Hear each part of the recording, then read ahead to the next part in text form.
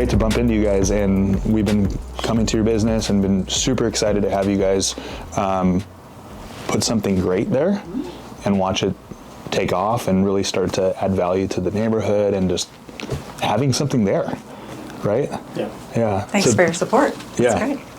So tell us a little bit more, for those that are listening, about you, your background, what led to opening this really cool picnic. Basically what you would, it's like an elevated picnic. Yeah, something like that. In a restaurant. That's the vibe. Or casual, but good. We're trying to hit a level there that's like coffee. It's kind of like a neighborhood when you want to be able to go somewhere in the morning and get your nice cup of coffee and maybe say hi to your neighbors and have a bite to eat, but then maybe in the evening you're winding it down with a cocktail and same kind of thing. So, yeah, I think LakeLine has had some challenges because we knew we wanted to try to bridge the gap all the way from coffee through midday to evening cocktails. And that sounds romantic and all those things, but it's much easier said than done, I think. And so we had to do a lot of kind of thinking as to how to put that together, both from the build out, so you can feel like you're sitting in a coffee shop in the morning and feel like you're sitting in a cocktail bar in the evening. And I think we did a good job. And I think really, this whole idea came about way back in like 2021. And so since then we had time to sort of kind of put this thing together. And the idea all along was really just to try to make the end result feel intentional. Yep. Yeah. It's hard to do sometimes. Yeah. Mm-hmm. Yeah. So walk me through this. I mean, you guys live in the same area, same neighborhood? You're in Silver Beach? I do. You do? Yes. Okay. So yeah, Dayna does. When we started the project, I did. I since don't live in that neighborhood anymore, but I still kind of consider it my neighborhood. Yeah. So yeah, kids grew up there. We were there for like 16 years. Right on. Yeah. And what was, being residents in that neighborhood, there's never really been something. I mean, you've got just down the road, you've got Da Vinci's, which is great sandwiches. You've got Barkley down the hill. You've got the Fork all the way like 15, 20 minutes out in the lake, and there's never been anything right there. I mean, tell me a little bit more how this, have you been brewing on this idea and thinking, God, it would be really great to have, if somebody else did, right? And all of a sudden you're like, that somebody else is us. Right. Yeah. Yeah, Silver Beach Grocery is such a iconic spot. Everybody in the neighborhood goes there. The kids all go there. It was kind of the one piece of real estate that existed for commercial until these spaces opened up. But I'd always kind of had my eye on it, like neighborhood needs that, or that's something that's a spot. But, it doesn't happen until it can happen. So it came available 2021. A lease sign went up. And I immediately saw it, was excited about it. Adam texted me and said... Yeah, it was just one of those kind of happenstance drive-by and oh, wow. And the first person I thought of was Dayna. And I texted her, I said, what do you think? And she said, absolutely. And I think she had thought in the years past more about the idea of having a brick-and-mortar restaurant than I had ever done. But yeah, the two of us together, I think we have a good skill set of one of us on that side and one of us kind of doing some other things to kind of get this thing to fruition. Mm-hmm. What are those skill sets that you each, what do you guys both bring that complement each other's, blind spots or strengths?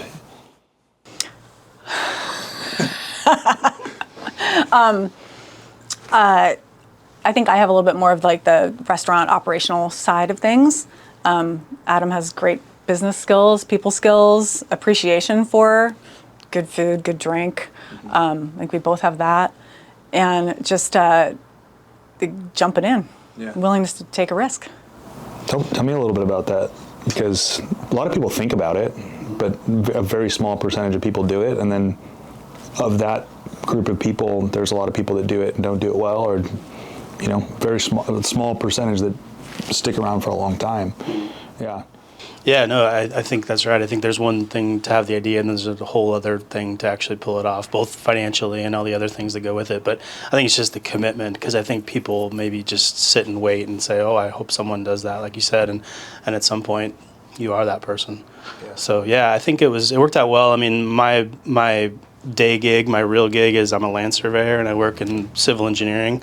So some of the build out stuff and the permitting stuff kind of fit a little bit as to what I wanted to do and what I was able to contribute. And then from a design standpoint, we had a ton of people help us and kind of guide us. But it was nice that Dayna and I got to make all the decisions from day one, right or wrong, I guess. Yeah. Yeah.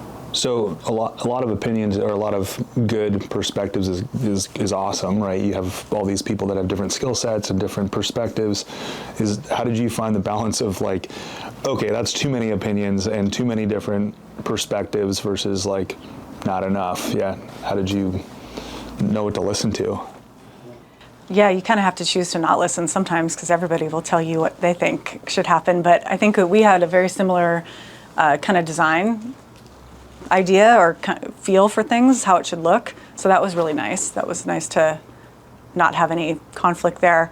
But yeah, people will tell you all sorts of stuff. And I think just having a point of view about it and sticking with it is really important. Mm-hmm. No. Yeah, I think I mentioned the intentionality that was kind of the overriding thing. And anytime we got to a point where we didn't know what to do or we didn't necessarily know which way to go, I kind of leaned on the idea that we just want this to feel intentional, and so we're not going to compromise on this and that.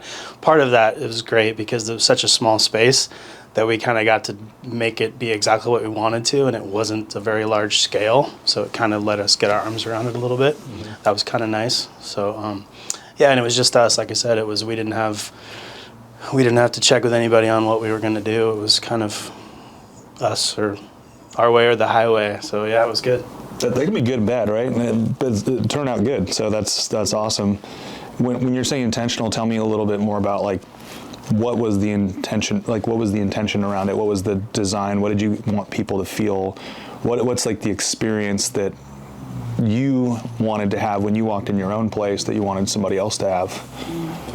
I think first we wanted to have kind of a nod to the neighborhood, but not be too corny about it, not make it too Lake. Yeah. Live, love, Lake. Live, love. But there's some really cool history in that neighborhood. So that's part of the name. LakeLine was the name of the streetcar line that went from downtown Bellingham up to the amusement park that existed there in 1906. There was a really cool amusement park there. Bring it back. I know. It's amazing. Yeah. So that was, when we were first trying to figure out what we wanted to even call it, we did a little research and went down and looked at photos at the museum and went through all sorts of info to kind of figure out where we could tie in the neighborhood feel, but also, make it our own. Yeah, Silver Beach has a crazy history. That whole idea that there was a amusement park with, roller coasters and dance hall and all that happening out there in the 19-teens was pretty crazy. And the streetcars that served it is cool. And, we wanted to have, like Dayna said, a little bit of a nod there, but not go too far. So if you go into LakeLine and you go in, there's just a couple little photos on the wall with a couple little plaques that kind of talk about what that is. But yeah, that's where it came from. I think a lot of people go in and they don't know that that's what that's about, and that's not really the point. But it's it was important for us to start with kind of that history, I think. And the people that know, they're like, oh, the LakeLine, the amusement park, they know the whole history. Yeah. What were some of the names that didn't make it? If you're just trying to give a nod. Yeah. And I think you did it. I mean, it's subtle, but it's also a nod, right? Yeah. Were there some that were? Ooh. Do you remember? Boy. I have to go back. There was a lot of names that didn't make it. Yeah. I don't know that they were necessarily historic, but I think, there was the standard North Shore and Silver Beach, this or that kind of a thing. But yeah, that was kind of the wading through. We met with Jeff Jewell, who's a curator at the museum, and wading through just stacks and stacks of photos and everything. Kind of, we left there with lots of notes and kind of hashed through them all. And yeah, LakeLine just kind of felt right. I think this whole process with Dan has been great. I've been really, happy to be able to do it. It's just all of it's happened sort of just the way it's supposed to happen, and it's just been a great process. And the name was kind of the same thing. It just presented itself. Fell into place, yeah. Yeah. So when someone walks in the door, they notice the nod, maybe not, but if they know Silver Beach, they know that. Mm-hmm. What's the elevated picnic? It's not super heavy. Like you guys don't have this like super intense, robust menu, but you have like things that you do really, really well. And it's never something that you're walking out of there feeling, unless you eat like 12 of the avocado toast or like whatever, or you get all the pickle dip or Right. trout dip, or tell me a little bit more about like the person that maybe comes there to put their laptop up and have some coffee, or what is that person experiencing? As far as the menu? Yeah. Yeah. So morning we do a great little breakfast sandwich, and we try to use some local. We've got water tank bread. We've got Ralph's pretzel rolls. We do those toasts, which are like a smoked salmon toast or avocado toast.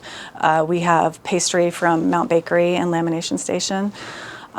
So yeah, you can always get beautiful coffee, and our beans are from Hammerhead. Nice. They do a They're great awesome. job. Yeah, excellent.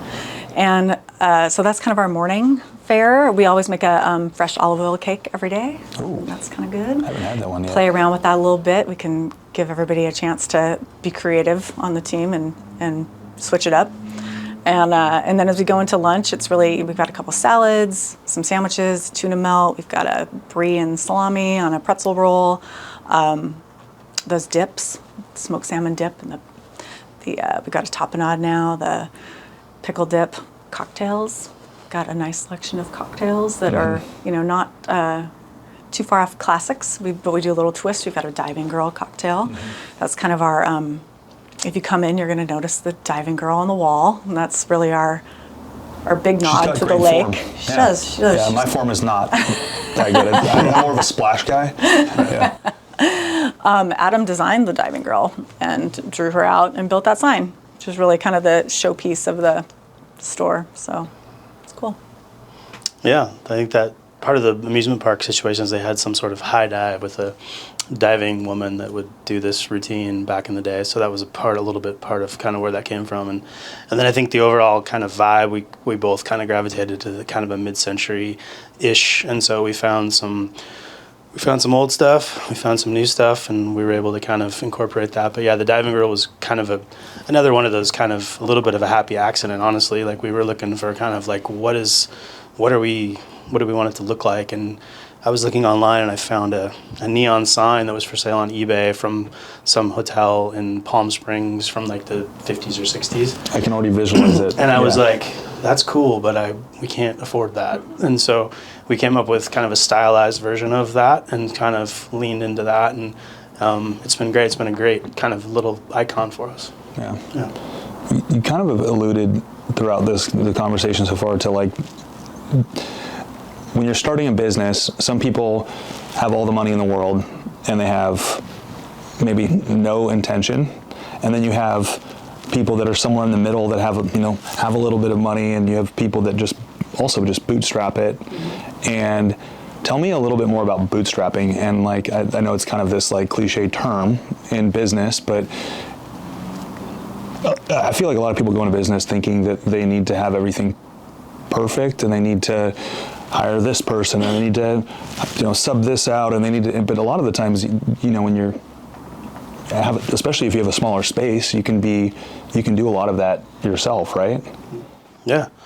And we definitely did. I mean, the demo, we did all the demo for the build out ourselves. Lots of nights in there, doing floors and ripping drywall out and doing all this stuff. And yeah, absolutely. I think it's just good to show that it still is, of all the other stuff, it still is just kind of hard work that gets it done, really.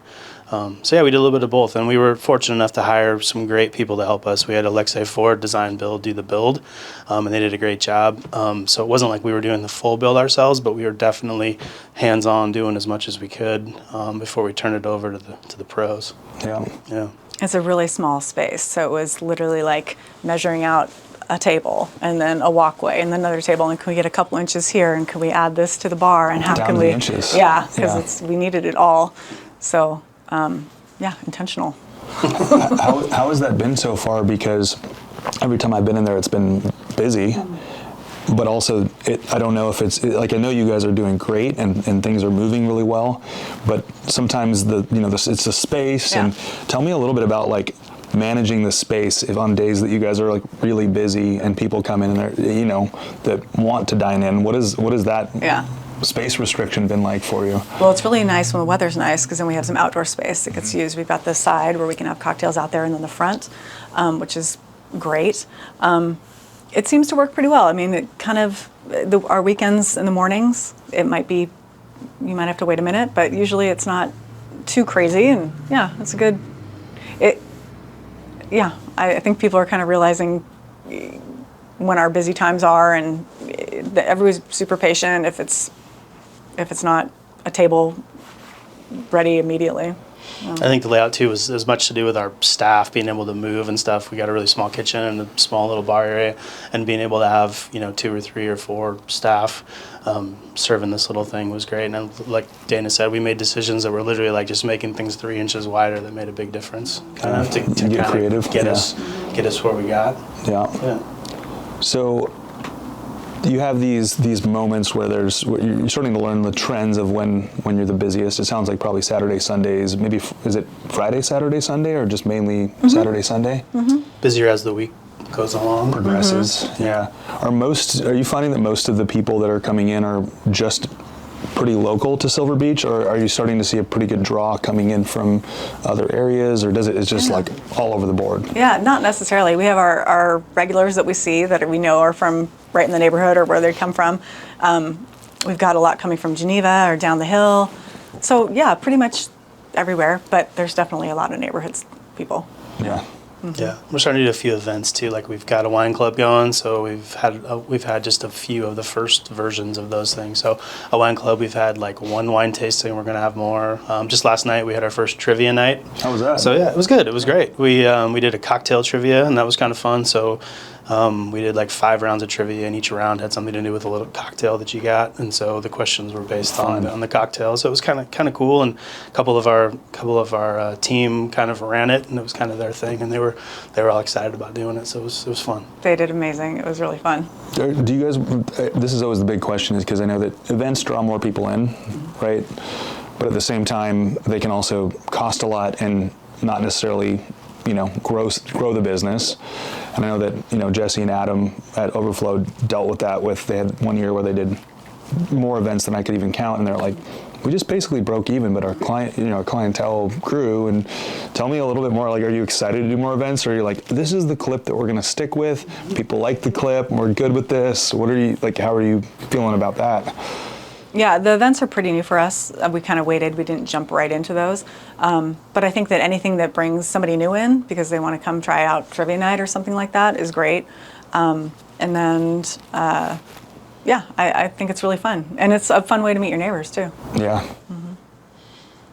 Yeah, no, for sure. I think the same thing. I think we have some ideas about what our next few events would be, and I don't think it'll be something that is a massive part of LakeLine's program, but I think having those things is great. And so far, everything, those type of things have been well received, and we have a few more ideas for a few more things. I think they're mad. Somebody is. Just relax, everybody. Just pull over, take a deep breather. Yeah. So, drawing people in, but also not rushing into anything. If like in the next couple of years, I mean, you're in your 2nd year now. Mm-hmm. Do you have some ideas on things you want? Like, are you going to just stick with what you're doing and say we're going to keep doing it really well? Do you have plans to continue to refine and grow? I mean, where are you guys at after your first year? I mean, it's really exciting to be through the first year. Yeah. That's amazing. And we've learned a lot, and we've learned like the patterns, what happens during the day and the week, and kind of what we should expect seasonally a little bit. I think we'll consider that going forward with events. But I would like more things that are, events like that where everybody can come on in. It is fun, especially in the winter. I think it's nice to have something to do, get out of the house. Inside, yeah. When it's dark, cold. But yeah, I'm enjoying just figuring out. I don't know what to do, so we're figuring out what to do. Trivia is fun. I'd like to do a couple other things too. Bingo, whatever. We'll see. Yeah. Maybe some mahjong. Yes. Yeah, we've had some few ideas. I mean, and again, you get ideas thrown at you from people too that have their ideas too, and so you get that stuff too. So yeah, we've heard lots of them, and so it'll be kind of nailing down the same thing we've done with LakeLine since day one, is just being real focused and nail that down and have those events, but not get spread too thin and not be at the point where we're putting stuff out and then taking it back. We want to just keep putting it out slowly and as opposed to getting over our skis.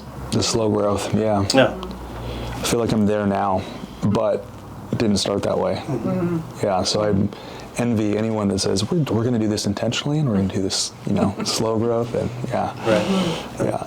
So you're a surveyor.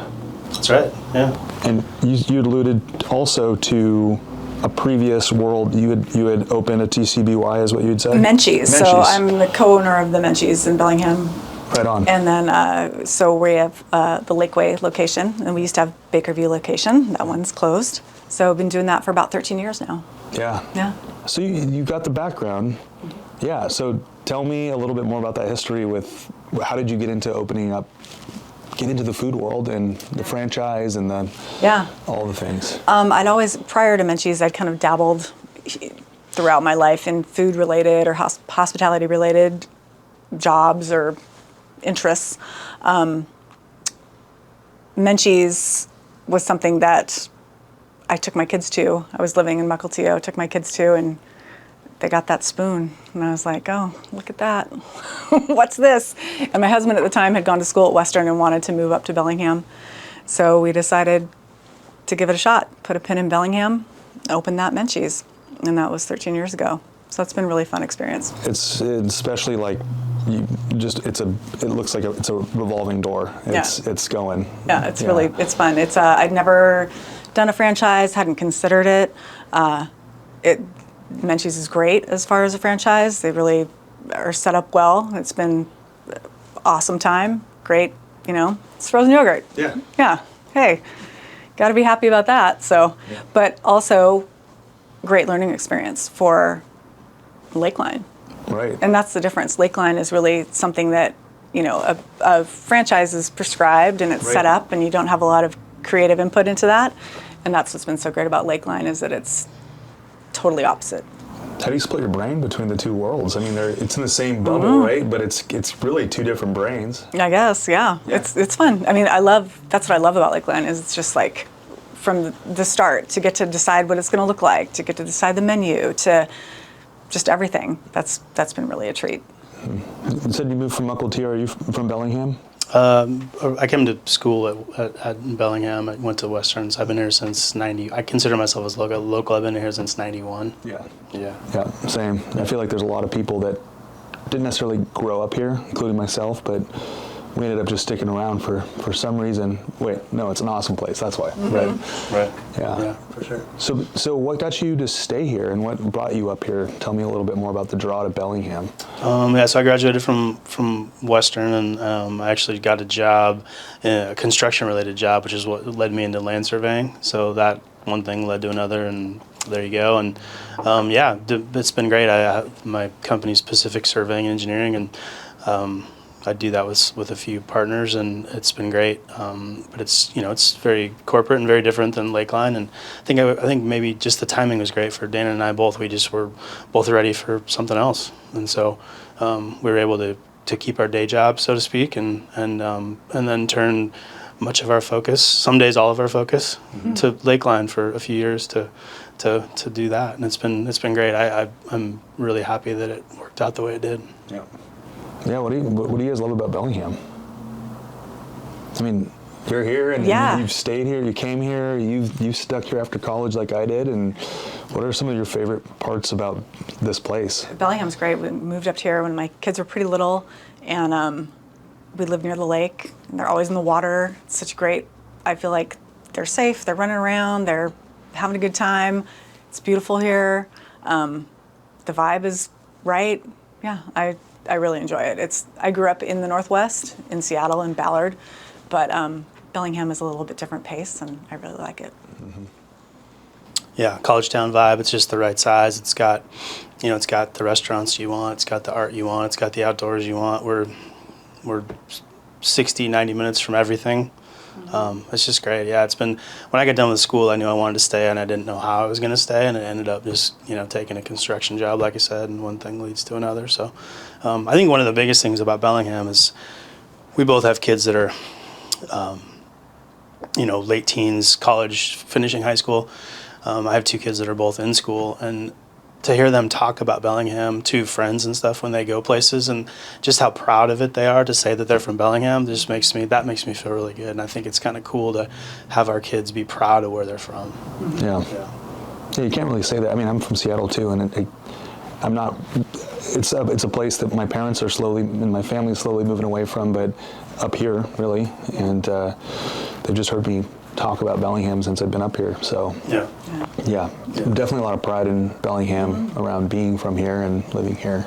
Yeah. Fantastic community. Really fun to be part of it. Yeah. So your I want to kind of go back to the location just for a minute here. When you were looking like this, was it more location based, or was it something where you guys were thinking at some point we're going to do this and we're open to these areas? Was it kind of a broader search for the location? Then you go, because I remember I actually looked at the space for an office. Oh yeah. And I was like, I love this space. I mean, it was too small for us. But I was thinking, wow, this is there's plenty of parking. You're kind of in this little bubble where there's nothing else. Yeah, nothing commercial for sure.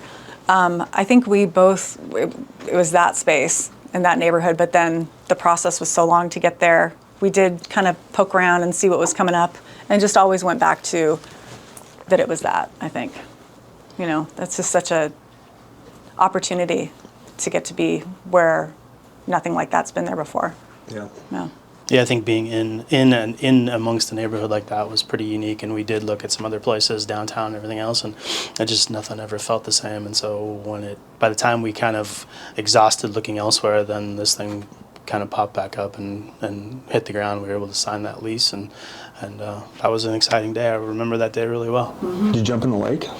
Didn't. That's a good. We should have. We didn't jump in the lake. What if you just here's another idea for you. What if you did like a polar plunge? Thought about that. Yeah. Is that actually an okay idea? We do. We had that as an idea. Okay. I'll say we got that idea as far as in our Canva account, there is a polar bear plunge icon that we never use, but we got that far. Yeah. It could happen in the future. I'm happy to put it together as long as I don't have to jump in. Yeah. You'll coordinate it, Yes. right? Not jumping in. And have a cocktail. Sure. Yeah, you jump in. Yeah. Here, we all jump at the same time, right? And then you go, and then everyone else jumps in. Hot toddies after at LakeLine. Yeah. Warm up. I love it. Yeah. So being in year two, what does the future look like? What are you guys excited about with where the business is? Everybody's got goals. What are you guys excited for? What are some bigger leap goals that you guys have for the business or for yourselves? And yeah, just curious about, it's very fresh, but it's working. What does that look like? Yeah. Just off the top of my head, there's one thing that we've kind of been trying to get rolling and we haven't done it yet, but we can do some canned cocktails. We'd like to put together for the summer canned cocktail and to-go food stuff, so you can have your little picnic vibe on the lake or wherever you want to take it. That's on the horizon. Yeah, we got a can seamer, and we got that all ready to roll out last summer. And last summer was a bit of a whirlwind to the point where we just, again, like I said, didn't want to put that out and have it be too much for us to handle. So that'll be coming this year for sure. So layering. Yeah, so that's exciting. But yeah, that's one of the unique things about LakeLine and the space and everything is that it's unique and it's got all that it has going for it. But it is a little bit limiting because you talk about what are your goals? Well, I mean, space wise, it is what it is, right? And so we just have to kind of keep doing what we're doing and making it be so the community and the neighborhood supports it, and we get a few more of those people coming there from across town and from other areas. I think that's the thing, is to just kind of get the word out so people are coming there as opposed to the people that are in the neighborhood. The neighborhood kind of is, it's established. And they've been great. They've been so welcoming and so thankful that we've done what we've done, and that's been a cool thing. I think one of the coolest things that I've heard it a few times, is people meeting their neighbor for the first time at LakeLine. Oh, that's rad. Which is kind of cool. So you overhear it and you're like, oh, I just live next door. I live 2 houses down or whatever. And hearing them having met because LakeLine kind of provided a little community spot for that, that's been a really rewarding thing to hear. Yeah, I've lived in Silver Beach for about 13 years, and I've met more neighbors in the last year than I have the entire time I've lived there, even with, kids going to the schools and all that. It's really cool. Yeah. All right, we're going to get into something tough. Tell me about the tomato throwers. because I feel like every restaurant, every business, you're doing something great. You've provided a really great hub for neighbors to meet each other. The food's awesome, the cocktails are awesome, the coffee's great, the vibe is great. But there's people out there that are just unhappy. And I feel like restaurants get just hit the hardest. And I always try, especially if it's a local business owner that I know and I see someone on Yelp or I see someone on Google that throws out something that is a them problem, whatever, it's their thing, they're unhappy with the day, I'm gonna jump in and comment and just like throw a tomato back at them for the business owner, because I'm like, nothing to lose here, they don't know who I am here. But tell me about how you guys deal with negative feedback as business owners.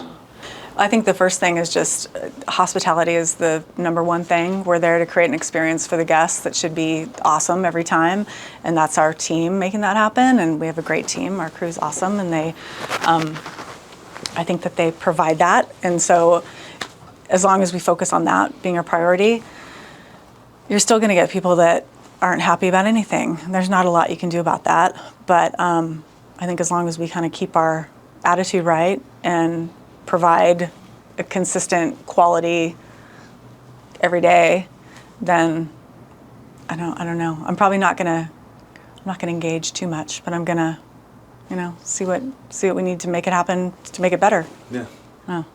Unfortunately, most of that's been pretty positive, but it is kind of a surreal experience going to the first time where you do see that first Yelp review and the first Google review, and you're like, Elite 19 you're like, gold member. Yeah. Ooh, you just trash people for fun. Yeah. It's okay, it's a kind of a weird concept to see that, and you get really defensive, and it's easy to get kind of bristly about that. But at the same time, as long as you're doing everything, as best we can, putting our best foot forward, putting out something that we, again, think is intentional and that we're proud of, then I think the rest of it more or less takes care of itself. Yeah. How do you keep the consistency with a restaurant? I think there's some restaurants that do like very nuanced specials and they're constantly changing things, and that sounds really difficult. And then you have like the very like conveyor belt restaurant that can do like the same thing over and over. How do you find your like high quality food and drinks, but like keep it consistent? How do you guys do that? It's not gonna be perfectly consistent, but it's gonna be pretty damn close, right? Yeah. How do you keep that standard? That sounds really difficult. I think it goes back to the team again, just having people who really care and are excited about turning out a good product and wanting to put the effort in, and that's. Part of it, I think, too, is that because we do the cocktails, so in a sense, most of our staff, almost all of our staff, is 21 plus. So we're getting people who probably have a little bit more experience coming in, but yeah, showing them, what this avocado toast needs to look like is important, and I think that's where it's maybe a little bit different as to making sure that presentation is part of it, and we're hitting that elevated picnic thing that we really want to be, and we're not gonna settle for less than that, and that might take an extra 5 minutes to make your avocado toast, but we're okay with that. Yeah. How do you, especially with employees, how do you set that formula so they're no one's going to be as excited about what you're doing as you are as the business owner, but how do you get people as close to that as possible as a business owner? How do we motivate them to be that, or how do we hire for them, or just it's I guess what I've thought is like no one cares about what you care about as much as you do. Sure. And then the people that love you and care about you the most, they're going to care about it just a little bit less because it's not their immediate thing. And then these people that are excited about what you're doing, how do you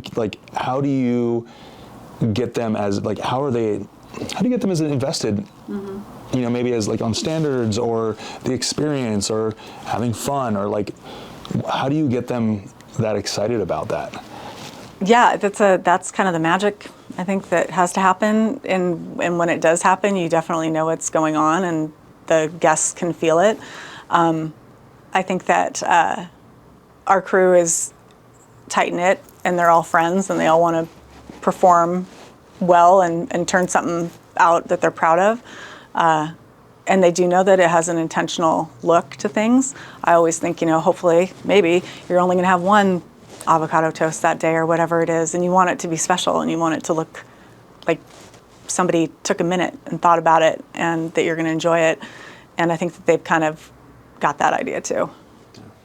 I think from a food standpoint, Dayna sets a great example because she's in there showing them. It's not like, it's not like, Go do it. It's not just telling them. It's like I'm actually doing it too and showing them. And so I think that comes across pretty quick. And the culture is great. I mean, the energy that those 20-somethings bring is great for me, especially. It's great for Dayna too. But yeah, You're it's in your 20s, right? Right. Hey, you're like Barely out of 3 or my 4 years 20s, older yeah. than Right. most of your staff. Yeah. Right. Yeah. Yeah. No, this isn't something. I always say that we always joke, and it's like there'll be some menial task or something that we're doing, and I always will say, oh, this is another thing you can add to the list that I did not think I'd be doing when I was 52 years old, but it's great, Yeah. Yeah, we're in there doing some dishes and all that kind of stuff. First time I came in, I saw both of you. I don't think we actually met at the time, but I saw both of you, and I kind of figured it out that you guys were the owners and kind of in it because you just opened. But it's always really cool seeing. It's hard I mean, the whole goal is to grow something that will last a long time that you can eventually kind of not be as involved in. But it's so cool seeing business owners that no matter how long they've been in business, whether it's 1 year or 20 years, that are still like excited to show up and be engaged with people on the staff, and they really care. So that was really cool to see the first time I came in. Yeah. I think LakeLine is probably a little bit different in that regard, where I don't know that we'll get to a point where we just hand it off. I don't know if it's that kind of a thing necessarily, but yeah, I think it's kind of an interesting conversation to have, because you're not going to do it forever, but at the same time, you built it and it's kind of hard to turn it loose at the same time, and you want it to be just so. Yeah.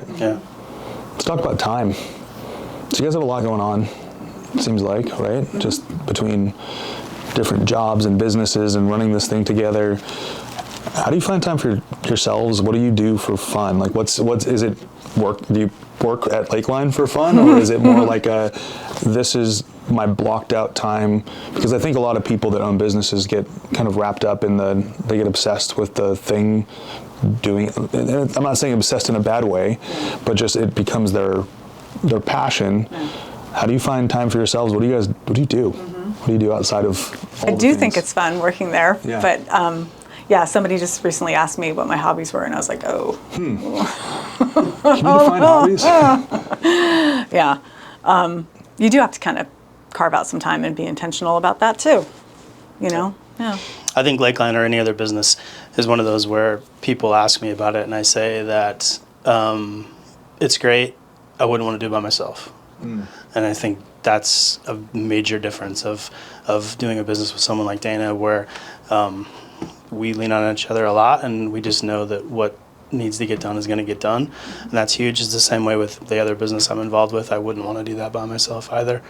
I think it makes it more balanced, and gives you a little bit more time for, the occasional skiing and biking that I do, and the golfing that I do more than that, because that's important, and then time with the family and everything else, and just a balance. Go to bed early, get up early, and get after it again. Do it again. Yeah.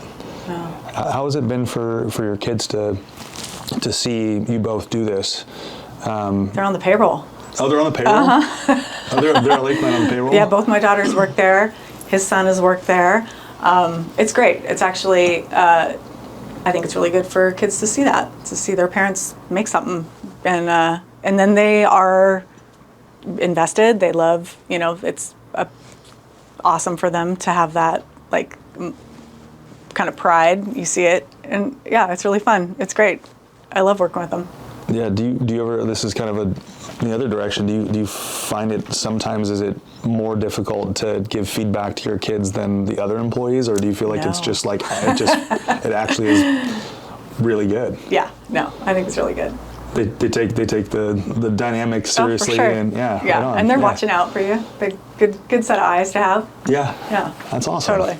Yeah, in some ways it would be easier to not do it with them, but we both said that wouldn't be the right way to do it. We want them to look back and feel like they had a part of it, and they won't admit it, but I think they think it's kind of cool that this is a thing, and they get to work there. But it's great, and they're good kids. It's good for them, and it is really good.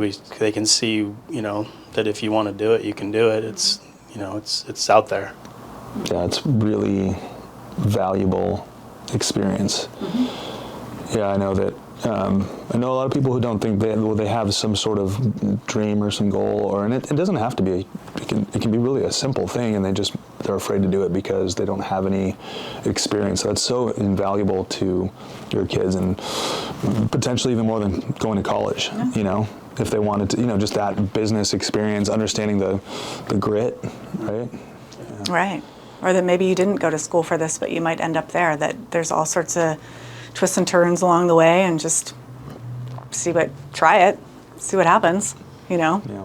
And I think there's probably lots of other ways to invest and make money and everything else, but I do think that investing our time into a business that's a neighborhood business and local business and it's tangible and it's a meeting place and all the things that it is, just feels a lot more rewarding than it would be to be doing something that was much more passive, I think.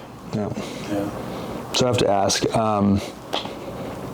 if you're not going to LakeLine, which I'm sure maybe when you have a moment to go out with friends or, grab a drink or dinner or whatever it is, maybe you're like, hey, let's go to LakeLine. But I'm sure there's other places that you go. Yeah.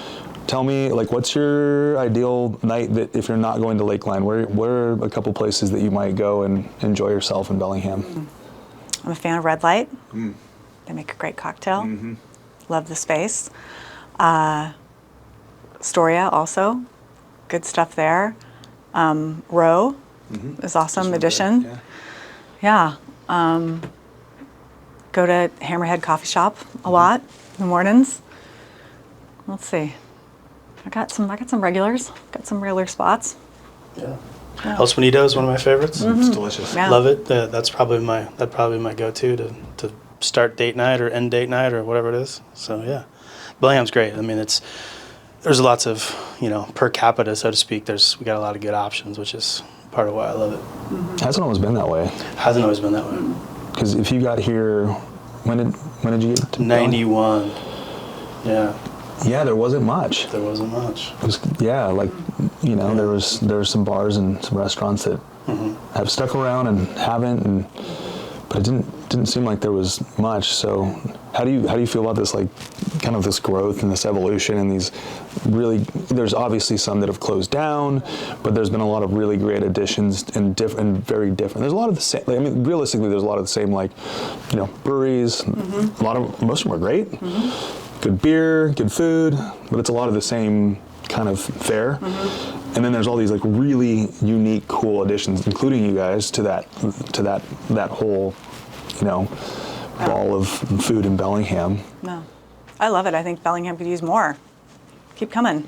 It's there's some really great spots, but it's always fun to have, as Bellingham grows, some new experiences, I'm excited to see where it's going. It looks like new things are popping up, so that's cool. And I think that was part of the menu development, which is, most of that is really coming from Dayna. But when we worked together on it, it was really, we saw that there was a place for it, not necessarily just the location. We saw there was a place for it, regardless of LakeLine's location, for that type of food, that type of menu, that type of bridge between coffee and cocktails, which isn't coffee in cocktails in coffee. Yeah, we got those too. Yeah, I've had one. Yeah. Right? Yeah, there's a few places we took inspiration from in Bellingham, and we did a lot of research, and a lot of people helped us too. I mean, we met with a few different coffee roasters to kind of come up with what that looked like, and Meredith and Mitchell at Hammerhead were great, and we kind of jive with them right off the bat, and they really helped us kind of understand a lot about it because, we really had a lot to learn, in that regard. And then some of our liquor distributors have been really kind at helping us kind of learn the ropes behind the spirits and the wine and all that. And again, we had a lot to learn there as well. Yeah. So I think kind of looking forward, you guys are, like I said, in your second year. You're going to be here for a long time. We're all excited for you. And if there's anything that we can all do, or anybody listening, by the way, now that you're drooling and you're thinking about the pickle dip or the avocado toast, if you haven't been, you need to go check it out. Get a coffee or a cocktail and a coffee. Yeah. Why not? If that's type of start to a weekend. Yeah. Get some good food. Mm-hmm. Do you guys also do takeout as well? Yeah, cool. for sure. So just if it's busy, get some takeout. Go down to the beach. Go down to Bodell. Yeah. We're almost there with the weather. We're getting close. Yeah. When do you guys open up the outdoor seating? It's open all the time. I mean, we had when those last couple of sunny days, whenever they were, a week ago, we had people sitting outside, and it was great. Yeah, you can get that little shot of the lake down there through the valley, so it's kind of fun. Yeah. Well, if you've made it this far, which everybody has, of course, thanks, Mom, for listening. No, I'm just kidding. But please go check them out on Instagram, LakeLine, at LakeLine, right? Yep. Are you guys on Facebook as well? Mm-hmm. Okay, so on Facebook, website, and just go walk in. Yeah. Yeah, just come walk visit in. us. Yeah. And but we're excited for you guys to stick around for a long time, and just glad you're here. And I really appreciate you guys taking the time to come in and tell your story. And I hope to stay in touch and hear more about what's going on, and maybe pop into a trivia. Yeah. And lose horribly. I'm really bad. Thanks so much for having us. Yeah. Really appreciate it. It's awesome. Cheers.